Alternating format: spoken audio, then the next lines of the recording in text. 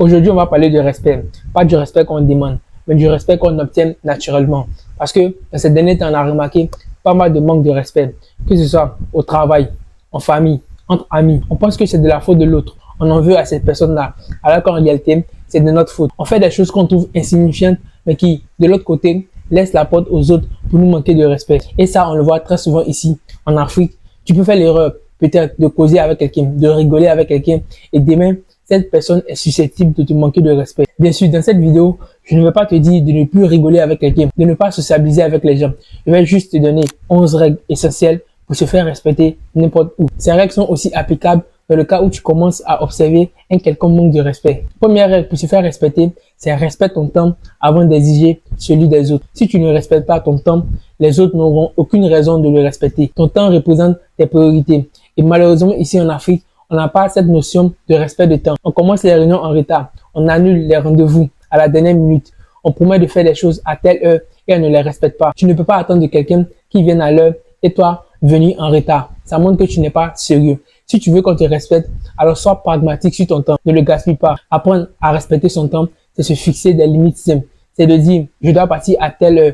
Et quand cette heure arrive, tu t'en vas. C'est dit, j'ai 20 minutes pour cette discussion et après les 20 minutes, tu prends tes clics et tes claques, tu t'en vas. Respecte ton temps et on te respectera. Deuxième règle, arrête de trop expliquer tes choix. Plus tu expliques tes choix, plus tu donnes l'impression que tu doutes.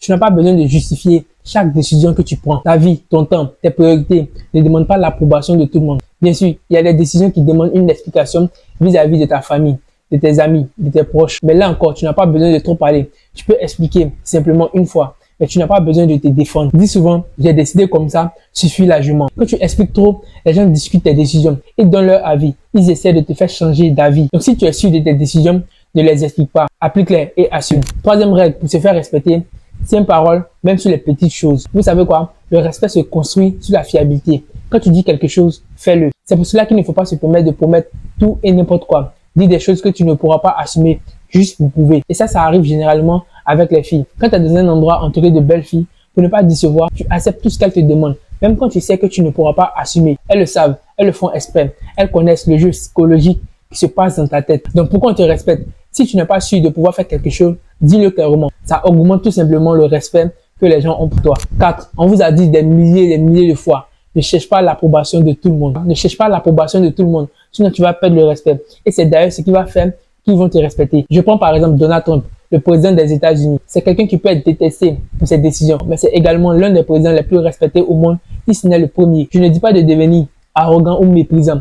Je dis juste que tout le monde n'a pas besoin de valider tes choix. Et une phrase que j'aime bien qui dit, ils n'ont pas besoin de m'aimer, mais ils vont me respecter. C'est exactement ça. Cinquième règle, pour qu'on te respecte, parle moins, agis plus. L'une des raisons pour lesquelles on vous manque de respect, c'est que vous ne parlez plus que vous n'agissez. J'ai regardé une fois un documentaire dans lequel on interviewait une dame, une vieille dame.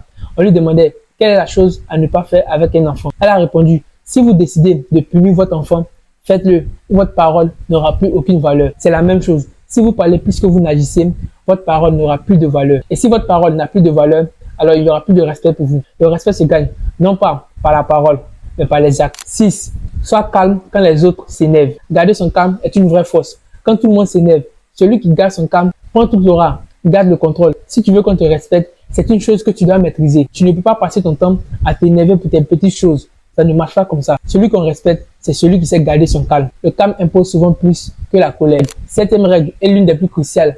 Ne tolère pas le manque de respect par gentillesse. Ça, c'est l'une des causes principales du manque de respect. C'est parce que tu as toléré une fois qu'on se permet de te manquer de respect une deuxième fois. En quelque sorte, tu as ouvert la porte. C'est pour cela que lorsqu'une personne te manque de respect pour la toute première fois, tu dois absolument la recadrer. Sinon, ça risque de se reproduire. Ne dis pas, parce que c'est mon ami, parce que c'est mon petit frère, parce que c'est quelqu'un que je connais, donc je laisse tomber. Être gentil ne veut pas dire tout accepter. Il y a des limites. Et si tu ne les imposes pas dès le début, ne sois pas surpris quand tu manques de respect. 8. Améliore ton langage corporel, ta posture, ton regard, tes gestes. Avant même que tu ne parles, ton corps envoie un message. Quand tu rentres dans une pièce, ce n'est pas ce que tu dis d'abord qu'on regarde. Ce qu'on regarde d'abord, c'est ta manière de marcher, ta manière de te tenir.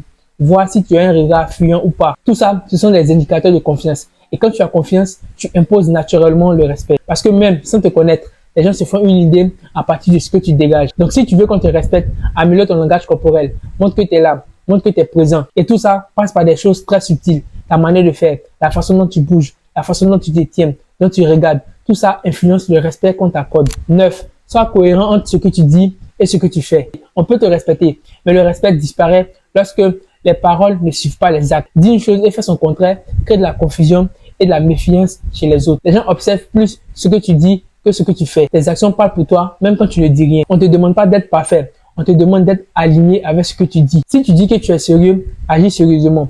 Si tu dis que tu respectes le temps, respecte-le vraiment. Si tu dis que tu veux évoluer, montre-le par tes choix. Parce que quand il y a un décalage entre tes paroles et tes actes, les gens arrêtent de te prendre au sérieux. À l'inverse, quelqu'un de cohérent inspire naturellement le respect. Parce que la cohérence construit une crédibilité solide. Et la crédibilité attire le respect sur de long terme. 10e règle, ne cours pas après ceux qui t'ignorent. Courir après quelqu'un te fait perdre de la valeur. Quand quelqu'un ne répond pas, ne s'intéresse pas ou te traite comme une option, le message est clair. Mais souvent, on refuse de comprendre parce qu'on aime trop cette personne. Malheureusement, chez nous ici, beaucoup de relations fonctionnent avec ce déséquilibre.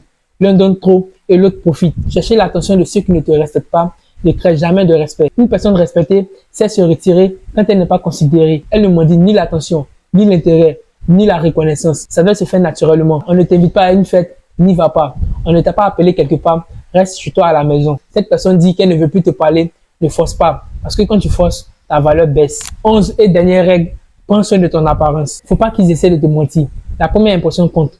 Ton apparence est la première chose que les gens remarquent. Prendre soin de son apparence, c'est d'abord se respecter. C'est s'accorder de la valeur. Être propre, soigné, présentable, fait qu'on te respecte. On te demande pas de mettre des choses coûteuses. Juste une tenue propre, des chaussures bien propres, une bonne hygiène. Ça montre que tu te respectes. Et quand tu te respectes, les autres le ressentent. Ils te parlent différemment. Ils te prennent plus au sérieux. À l'inverse, négliger ton apparence donne l'impression que tu te négliges toi-même. Et les autres ne font que suivre l'exemple. Avec ces 11 règles, tu pourras poser les bases pour qu'on te respecte, peu importe où tu te trouveras. Rappelle-toi, le respect ne se demande pas, il se mérite. Je suis Eben Dogo. Encore une fois, si tu as aimé cette vidéo, laisse un like, donne ton avis en commentaire. Si tu n'es pas abonné, c'est le moment de le faire. Clique sur le bouton s'abonner et active la cloche de notification pour ne pas manquer les prochaines vidéos. Je t'invite à aller regarder ma précédente vidéo. Le lien est là, clique dessus. Et surtout, prends soin de toi. On se dit à plus pour une nouvelle vidéo.